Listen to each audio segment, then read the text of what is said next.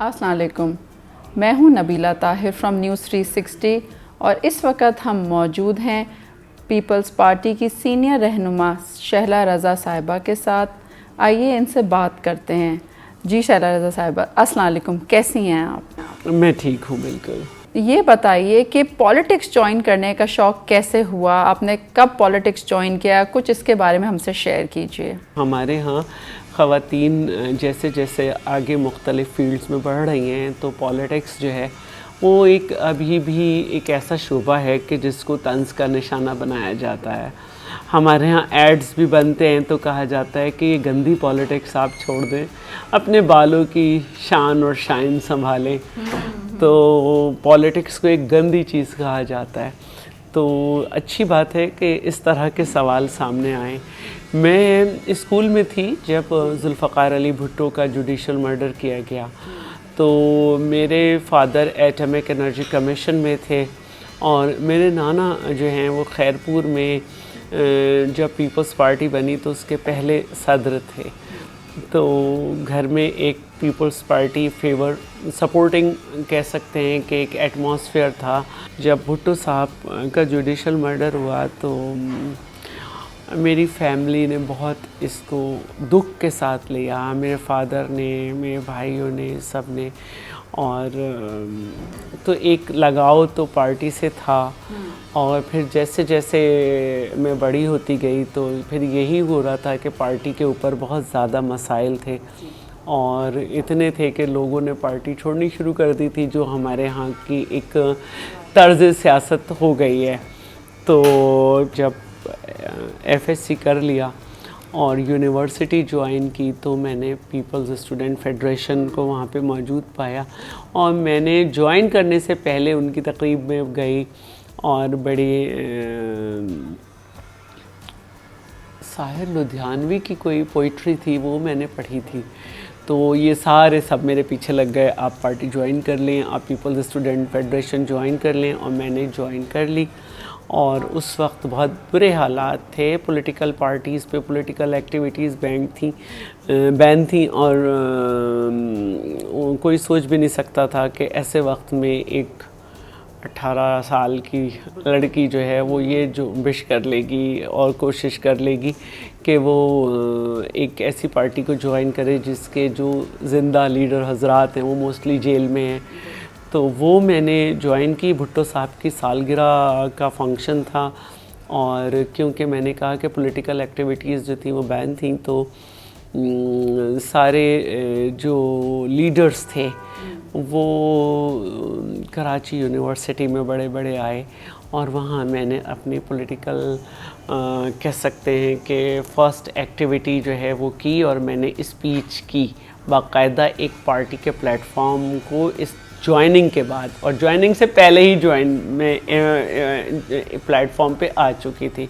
आपको अरेस्ट किया गया, आप पे बहुत सारे फॉल्स केसेस थे जिसकी वजह से आपने काफ़ी मुश्किल वक्त गुजारा।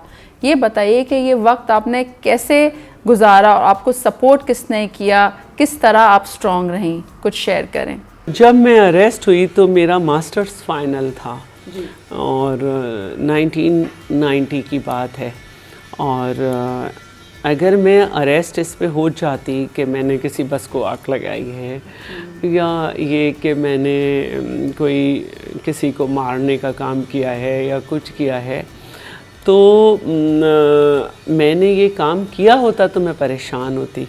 और हमारा मसला ये था कि हम बड़े मासूम लोग थे और कह सकते हैं कि अब भी हैं, इस सेंस में कि हम अपने नज़रियात को लेके चल रहे हैं और हमारे साथ कुछ भी हो हमें स्क्वीज़ करके एक सूबे में कर दिया गया, हम एक सूबे में हो गया, सूबे के इंटरनेशनल सिटी से निकाला गया, हम पीछे होते चले गए क्योंकि हम अपने नज़रिए से लड़ रहे हैं, लोग अपनी ताकत और हथकंडे ला रहे हैं। अल्हम्दुलिल्लाह मलीर भी हमारे पास है, वेस्ट में भी हमारी सीटें आई हैं। तो मेरा नज़रिया जैसे मैंने कहा कि बहुत स्ट्रॉन्ग था और है। तो मेरे घर वालों के लिए बहुत ज़्यादा सरप्राइजिंग हो गया, मेरे लिए भी हुआ। लेकिन मैंने कहा कि आपसे कि मैंने जब पार्टी ज्वाइन की तो सब कुछ हरा हरा नहीं था, पार्टी मुसीबत में थी। और बीबी साहिबा शहीद और बेगम नुसरत भुट्टो साहिबा जेल में थी, और एक ऐसे वक्त में कि उनको सारे जो बड़े नाम थे वो छोड़ के जा रहे थे, हम छोटे लोग, छोटी उम्र के लोग उनके साथ खड़े हो गए। तो फिर जब मुश्किल आई तो बस एक दफ़ा ज़ाहिर है कि मुझे बहुत अफसोस उस वक्त हुआ था जब मेरे फादर जो थे वो CIA सेंटर में मेरे पास आए और DSP लेवल से ये सवाल किए गए कि आप कैसे शख्स हैं, अपनी बेटी को लड़कों के साथ पढ़ाते हैं, या आपकी बेटी यूनिवर्सिटी में मर्दों के साथ, लड़कों के साथ सियासत करती है। अल्हम्दुलिल्लाह मेरे वालिद अपने वक्त के अलीगढ़ से ग्रेजुएट थे, तो उन्होंने बहुत हिम्मत का, बहुत ज़ब्त का मुजाहरा किया। और मैं 27 और 28 जनवरी की रात थी, दिसंबर की रात थी, उससे लेकर 5 जनवरी तक 2 दफ़ा अरेस्ट हुई। पहले मुझे छोड़ दिया 3 तारीख़ को, फिर एक दिन के बाद 5 तारीख़ को शायद ज़्यादा सख्त ऑर्डर आ गए थे, फिर मुझे ले गए, फिर मेरे फादर साथ गए। तो जब उस दिन उन्होंने कहा ना कि नहीं जी हम इन्हें अब नहीं छोड़ेंगे, आप चले जाएं, तो वो पहला लम्हा था जब मैंने अपने वालिद के दोनों हाथ पकड़ लिए, दोनों हाथों से अपने वालिद का हाथ पकड़ लिया। और सब इंस्पेक्टर हुआ करता था एक, मालिक एहसान, उसके सामने मैंने अपने वालिद से कहा कि आप बिल्कुल परेशान नहीं होइएगा और कहीं झुकिएगा नहीं, मैंने कुछ नहीं किया है, तो आपको स्ट्रांग रहना है। तो उन्होंने मुझे पलट के देखा और फिर कहा कि तुम भी स्ट्रांग रहना। तो मेरे लिए मेरे फादर की सपोर्ट बहुत थी। और आप सोचें कि आज हम 2021 में खड़े हैं, 2021 में, और ये बात है 1990 की। आज भी हमारे यहाँ लड़कियों पे, जैसे मैंने कहा कि ऐड बन जाते हैं और उसमें कहा जा रहा होता है, तो ये एक बहुत मुश्किल डिसीजन था, लेकिन मेरी फैमिली की सपोर्ट नहीं होती तो मैं कुछ भी नहीं कर सकती थी। औलाद का गम अल्लाह ताला किसी को भी ना दिखाए, आपने वो बहुत बड़ा गम उठाया। ये बताइए कि शहीद बीबी ने आपको किस तरह आपके इस मुश्किल वक्त में सपोर्ट किया? जब ये हादसा हुआ तो मेरी बेटी की डेथ उसी वक्त हो गई थी, लेकिन रात में मुझे बता दिया गया था कि बेटा नहीं रहेगा आपका, क्योंकि उसका हार्ट जो है वो काम करना छोड़ रहा है।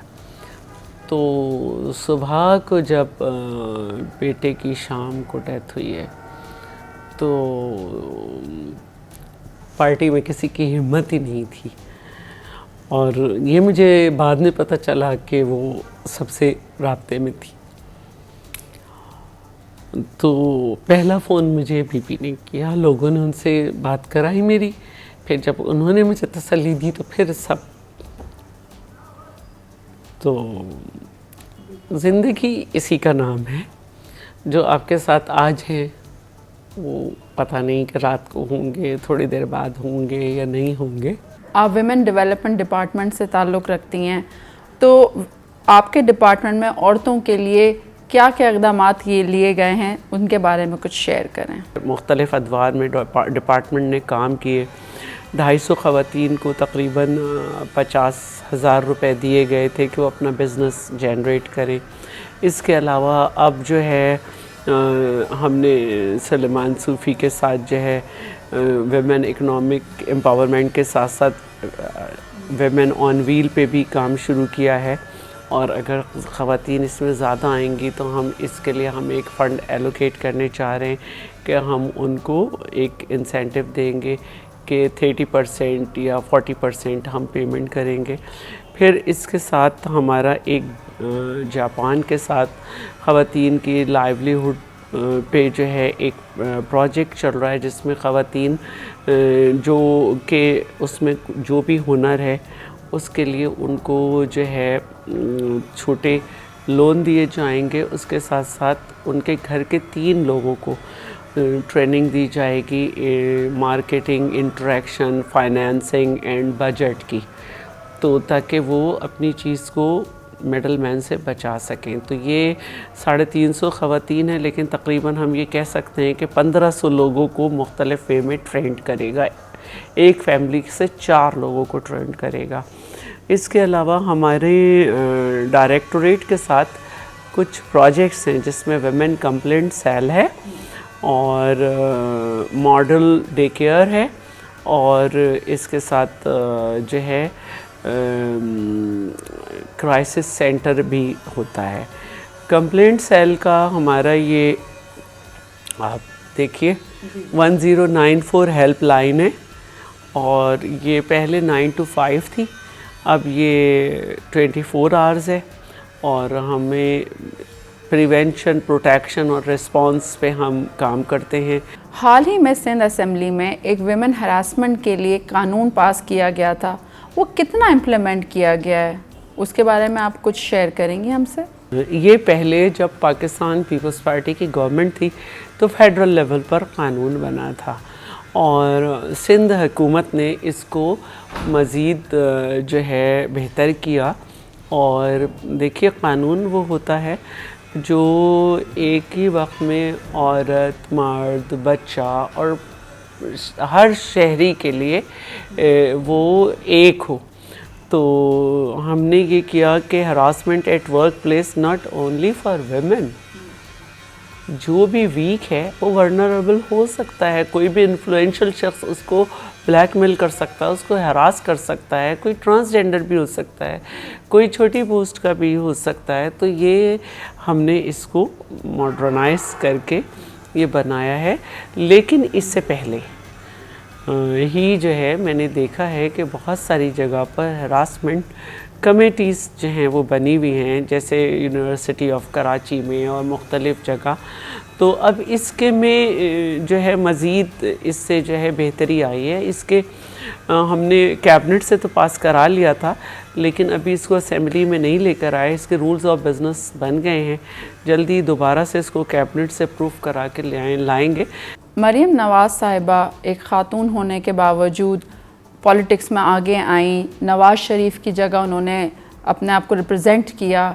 क्या हम ये देखते हैं कि आसिफ़ा भुट्टो या बख्तावर भुट्टो भी इसी तरह आगे आएंगी और कहीं बिलावल भुट्टो के आगे हमें नज़र आएंगी? अल्लाह ताला बिलावल भुट्टो साहब को ज़िंदगी और सेहत दे। मैं ये समझती हूँ कि हमारी तो ख्वाहिश ये भी थी कि बख्तावर साहिबा भी पॉलिटिक्स में आएँ, और क्योंकि वो बहुत ही एक एनर्जेटिक सी लड़की है, और लेकिन उसका अपना कोई ख़ास इतना इंटरेस्ट नहीं है। लेकिन आसिफ़ा जो हैं, जब वो 10 इयर्स की थी तो उन्होंने एक प्लांट जो है वो लगाया था कि मैं बड़ी होंगी तो मैं पॉलिटिक्स करूँगी, और ये वो है, ये प्लांट में इसीलिए लगा रही हूँ। तो उनकी एक ख्वाहिश है काफ़ी अरसे से, और वो इस पर देखें कब वो फुली एक्टिव होकर सामने आती हैं, ये एक वक्त की बात है। पॉलिटिक्स के शोबे में ख़वातीन का आना अब भी अच्छा नहीं समझा जाता।